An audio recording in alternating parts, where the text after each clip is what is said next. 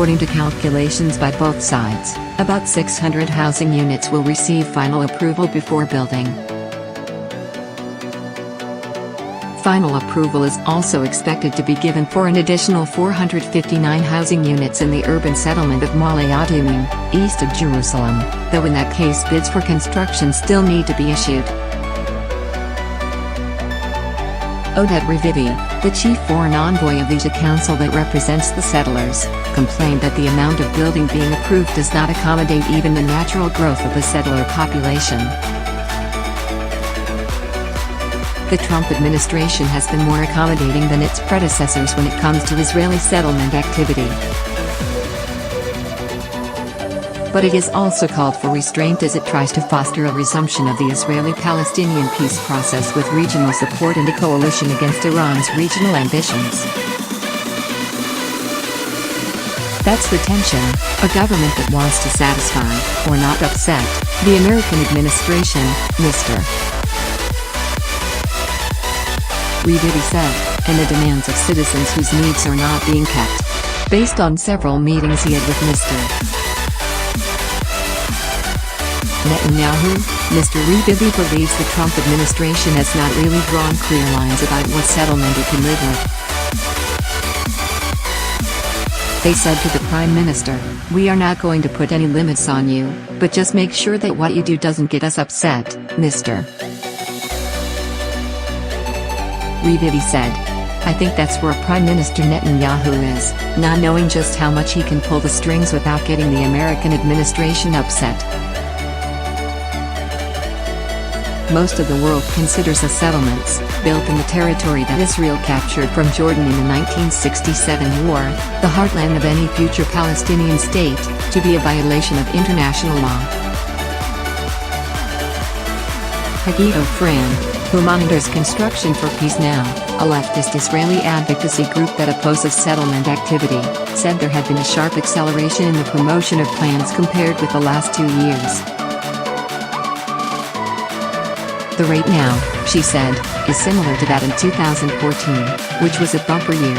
The relative slump in 2015 and 2016 might have been due to a glut. The strategy is to confuse us, Ms. Ofran said. And Israel, she said, is now allowing itself to build in places where it has held off for decades. For example, approval is being given for 31 new apartments in the Jewish settlement in the heart of the contested and volatile city of Hebron, although that project is expected to be held up by a legal challenge by Hebron's Palestinian-run City Hall. And for the first time in 20 years, final approval is also being given for a new settlement, Amihai, to accommodate the families who were evacuated from the illegal Israeli outpost of Amona, which was built on private Palestinian land.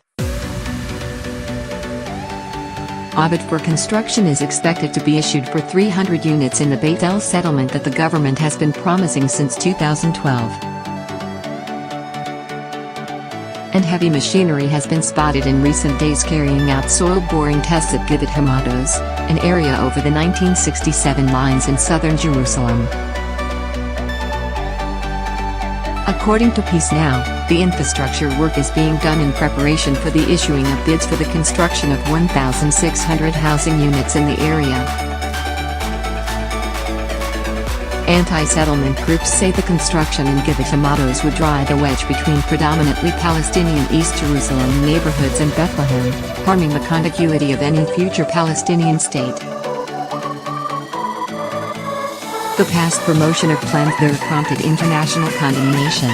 In its official statement last week, the government declared, during 2017, approximately 12,000 housing units in different stages of planning and construction will be approved, about 4 times the amount in 2016. Whoever claims that this is not a significant improvement is misleading the public.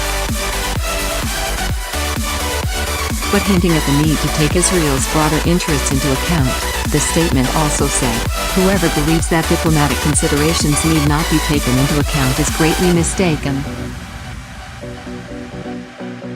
There is nobody, the statement concluded, that does more for settlement, steadfastly and wisely, than Prime Minister Benjamin Netanyahu. Hanan Ashrawi, a member of the Executive Committee of the Palestine Liberation Organization, condemned the latest settlement plans. Clearly, Israel is bent on entrenching the military occupation and its illegal settlement enterprise, she said, further reaffirming its intentions of displacing Palestine and replacing it with Greater Israel.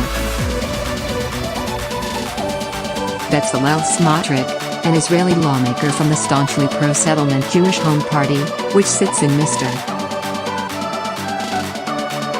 Netanyahu's governing coalition, wrote a scathing online post accusing the Prime Minister's staff of issuing a sea of lying numbers.